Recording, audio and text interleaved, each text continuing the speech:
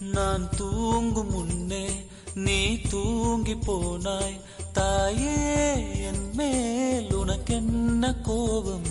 கண்ணான கண்ணே, என் தெய்வ பெண்ணே, கண்ணில் தூசி நீ ஊத வேண்டும். ஐயோ ஏன் இந்த சாபம்? எல்லாம் என்றோ நான் செய்த பாவம்.